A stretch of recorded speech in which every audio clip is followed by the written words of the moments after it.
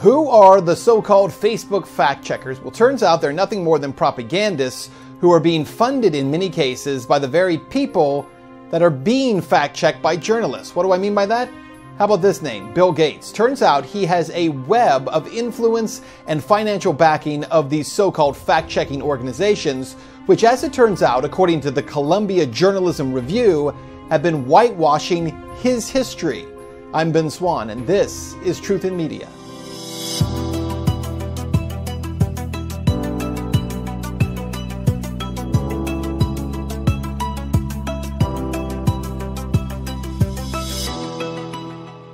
Hey guys, welcome to the show, and today we're taking a look at these so-called Facebook fact-checkers. Who are they, in fact, and who do they work for? Because as you have probably seen on social media as of late, and if you follow me, you've definitely seen this, so-called fact-checkers are essentially blocking stories from being shared or even viewed by the public. Stories that in many cases talk about the coronavirus or are critical of either the national response of Dr. Anthony Fauci or of Bill Gates himself.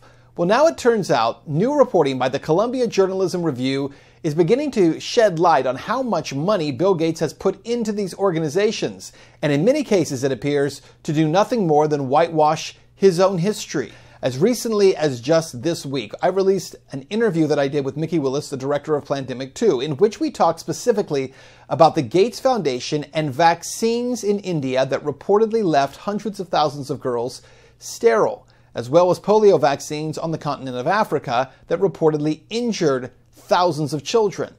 How did Facebook fact-checkers respond? Well, they essentially blocked the story from being seen by essentially saying that the story itself was false, and then fact-checked it using some article about Lysol, which has nothing to do with the story that we talked about.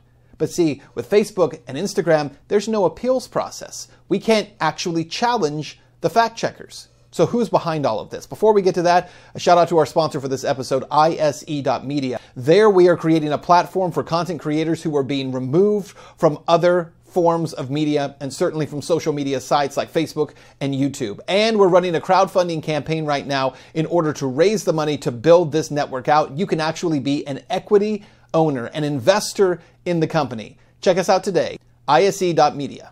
So how much influence does Bill Gates actually have over these so-called fact-checking organizations? Well, it turns out that Gates himself has spent hundreds of millions of dollars in order to completely control the narrative from those organizations. From the Columbia Journalism Review just recently, quote, "I recently examined nearly 20,000 charitable grants the Gates Foundation had made through the end of June and found more than $250 million going toward journalism. Recipients included news operations like the BBC, NBC, Al Jazeera, ProPublica, National Journal, The Guardian, Univision, Medium, The Financial Times, The Atlantic, The Texas Tribune, Gannett, Washington Monthly, Le Monde, and the Center for Investigative Reporting. Charitable organizations affiliated with news outlets like BBC Media Action and the New York Times Neediest Cases Fund, media companies such as Participant, whose documentary Waiting for Superman supports Gates' agenda for charter schools, journalistic organizations such as the Pulitzer Center on Crisis Reporting, the National Press Foundation, and the International Center for Journalists, and a variety of other groups creating news content or working on journalism, such as the Leo Burnett Company, an ad agency that Gates commissioned to create a news site to promote the success of aid groups.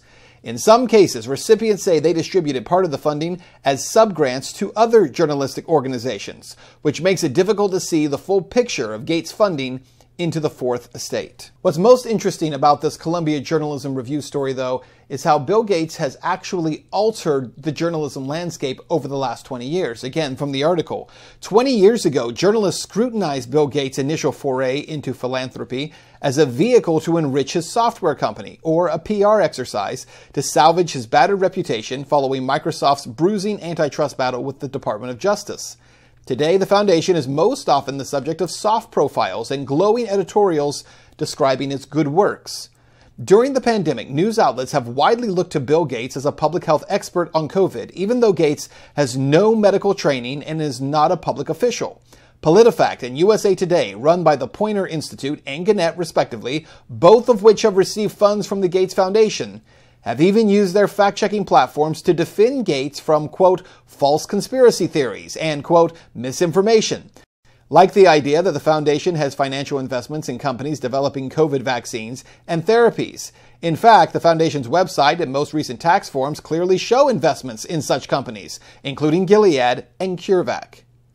And so in short, what we see happening here is the Gates Foundation has funded massive media operations, not individual newspapers and sites, but large ownership groups, provided them with large amounts of money, and then those grants are then distributed out to even smaller groups by those larger journalistic sites. The problem is that in doing so, Gates seems to have been able to whitewash his own reputation and avoids criticism going forward.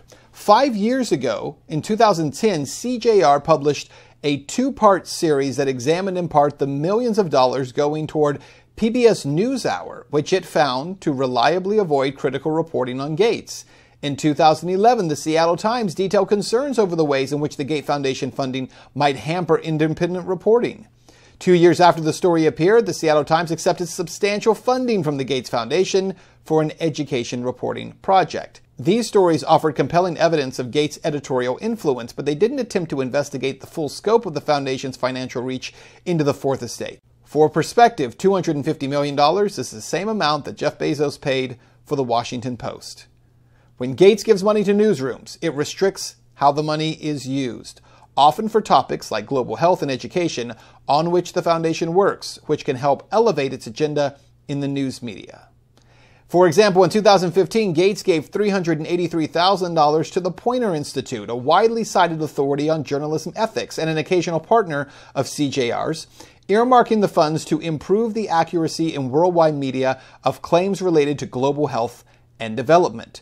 Poynter's senior vice president, Kelly McBride, said Gates' money was passed on to media fact-checking sites, including Africa Check, and noted that she is absolutely confident that no bias or blind spots emerge from the work, though she acknowledged that she has not reviewed it herself. This is an incredibly important point in this story, because as we have pointed out, Africa Check is a media site that is dedicated to covering health news out of Africa, the same continent where Bill Gates himself is accused of having injured thousands of children with a polio vaccine. In fact, we've shown you video of this, and Mickey Willis covered it extensively in Plandemic 2, that activists in Africa are working hard to keep Gates out after they say their children were injured by those polio vaccines. Vaccines which you can see on video, Bill Gates pouring into the mouth of a child. Again, though he is not a doctor, though he has no medical training. Africa Check says it went on to receive an additional $1.5 million from Gates in 2017 and 2019. Our funders or supporters have no influence over the claims we fact-check and the conclusions we reach in our reports, said Noko Magado, executive director of Africa Check, in a statement to CJR. With all fact checks involving our funders, we include a disclosure note to inform the reader. Since 2000, the Gates Foundation has given NPR $17.5 million through 10 charitable grants, all of them earmarked for coverage of global health and education, specific issues on which Gates works, which means specific issues on which Gates cannot be criticized. That for all the work that he is doing, he cannot be criticized by these same media organizations who he is paying to cover those specific issues. The community that is the most fierce, the most outspoken, the most awake is the African community. They're not playing. They've been there. They've seen it. They protest every single day, and they are warning each other like crazy because they understand that they have been used through generations as test subjects. CJR notes that it found 16 examples of Africa Check examining media claims related to Gates, and that its body of work overwhelmingly supports or defends Bill and Melinda Gates and their foundation, which has spent billions of dollars on development efforts in Africa. And of course, these fact checkers don't actually use facts in order to defend their position or even Gates himself. And we have seen that over and over with many of the stories we've done, but also with the story of Plandemic 2. Dr. David Martin is one of the main voices in that piece. He has been called a liar by these fact checkers, a conspiracy theorist, and someone who is peddling misinformation to the masses. And yet, for his part, Dr. David Martin says he has all of the source information available from the statements he has made. The fact checkers, on the other hand, as he points out, never use source information. Listen. And not one of the fact checkers has actually made reference to a single source documentation that we present, as you know, in great detail within the film. So nobody is contesting the facts. What they are doing is seeking public statements from individuals who are confirming opinions that were opinions built on media publications that actually have never been substantiated by anyone for any reason. So this is a very interesting opinion checking, not fact checking. There hasn't been a fact in Plandemic 2 that has been subjected to something as simple as the scientific rigor of saying, let's look at the source document, let's confirm what is said in the film, and let's make sure that what's said in the film matches the source document. Well, I think the word source document is extremely important here because, as you said, none of these fact checks go back to any source documents. In fact, what they all do is and what they're all essentially doing is going back, as you said, to articles in the past that have been written, acting as if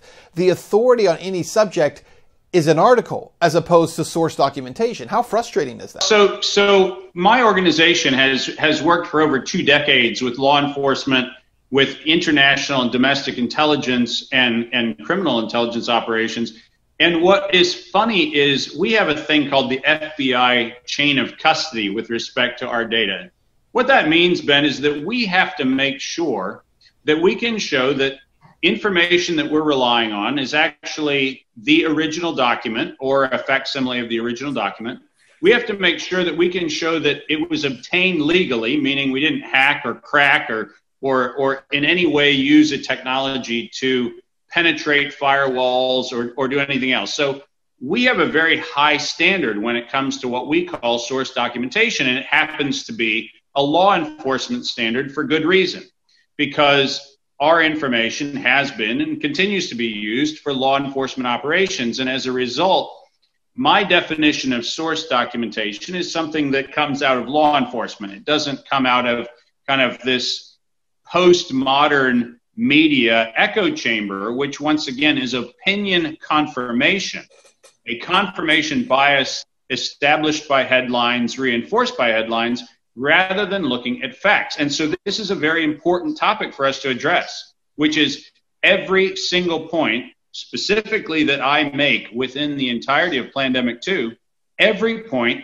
has an actual source document, not some conjecture, not a media report, actual source documentation, including funding records, including NIH grants, including patent applications, including appeals made by patent applicants when their patents were rejected by the United States Patent Office. All of those documents are source documents. And by the way, we did invite the Poynter Institute, USA Today, and PolitiFact. We have invited reporters from all of those organizations, or I should say fact checkers from all those organizations, to have a one-on-one debate with Dr. David Martin. We would stream it live and I would moderate it in order for them to provide their source information that calls him a liar and claims that he is engaging in misinformation. They have declined. Each one of them has said no, they're either too busy or not interested. We're not really surprised. Having said all of that, it is important to know that Children's Health Defense, the organization run by Robert F. Kennedy Jr., has now filed a RICO lawsuit against Facebook and its fact checkers, claiming that they are engaged in a conspiracy and racketeering. Children's Health Defense, led by Robert F. Kennedy Jr., has sued Mark Zuckerberg, Facebook Incorporated, and 3 fact checkers, Science Feedback, Poynter Institute, and PolitiFact. Facebook acknowledges it coordinates its censorship campaign with the WHO and the CDC, while earlier court decisions have upheld Facebook's right to censor its pages. CHD argues that Facebook's pervasive government collaborations makes its censorship of CHD a First Amendment violation. The government's role in Facebook's censorship goes deeper than its close coordination with CDC and WHO. The Facebook censorship began at the suggestion of powerful Democratic Congressman and Intelligence Committee Chairman Representative Adam Schiff, who in March of 2019 asked Facebook to suppress and purge internet content critical of government vaccine policies. Facebook and Schiff used the term misinformation as a euphemism for any statement, whether truthful or not, that contradicts official government pronouncements. Guys, this is such an important story. We're going to continue to follow it closely, and we have so much important information that is being censored. We want to encourage you to go check out all of that content right now at ise.media.